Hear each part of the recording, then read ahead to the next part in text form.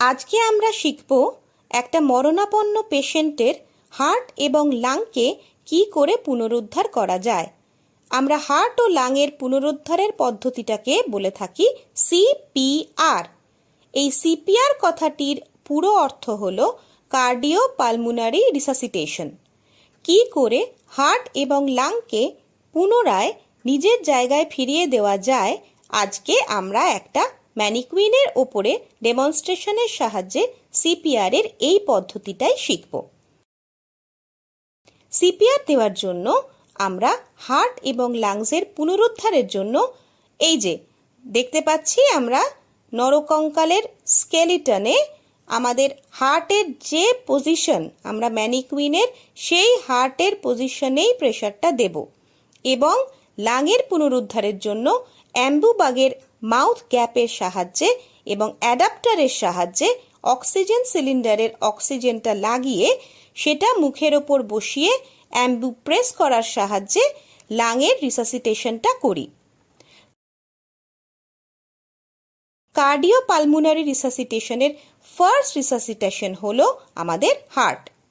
আমরা ঠিক 5th intercostal space 4 আর 5 নম্বর রিবের মাঝখানে হাতকে একে অপরের ওপর প্রতিস্থাপন করে পামের সাহায্যে কন্টিনিউ রিসাসিটেট করব, মানে কন্টিনিউ তাকে প্রেশার দিয়ে যাব। এই প্রেশার দেওয়ার পদ্ধতিতে আমরা পেশেন্টের হার্টকে পুনরুদ্ধার করতে পারব এবং পেশেন্টকে বাঁচিয়ে তুলতে সাহায্য করতে পারব।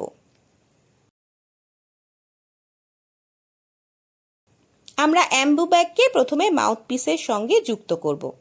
তারপর অ্যাম্বুব্যাগের একটা সাইডে অক্সিজেনের এই অ্যাডাপ্টারটা লাগাবো। তারপরে এই অ্যাডাপ্টারের আরেকটা অংশ সিলিন্ডারের মধ্যে লাগাবো। তারপর সিলিন্ডারটা স্টার্ট করব। তারপর পেশেন্টের মুখে এটা পরিয়ে এইভাবে 15:1 অর্থাৎ 15:1 এই অনুপাতে অ্যাম্বু করা শুরু করব। 15টা চেস্ট কম্প্রেশন, একটা লাং কম্প্রেশন। এবার আমরা শিখব কি করে হার্টকে এবং লাংকে একবারে পুনরুদ্ধার করা যায়। প্রথমে আমরা চেস্ট ওয়ালের হার্ট বরাবর পাম্পিং দেব। তারপর পেশেন্টের বেড সাইডে হাঁটু গেড়ে বসে দুটো হাতকে একসঙ্গে করে হার্টের ওপর পামের সাহায্যে কন্টিনিউ প্রেস করব। 1, 2, 3, 4, 5, 6, 7, 8, 9, 10, 11, 12, 13, 14 এবং 15 এর সঙ্গে একটা লাং কম্প্রেশন। এইভাবে আমাদের সিপিআর পদ্ধতিটা চলতে থাকবে।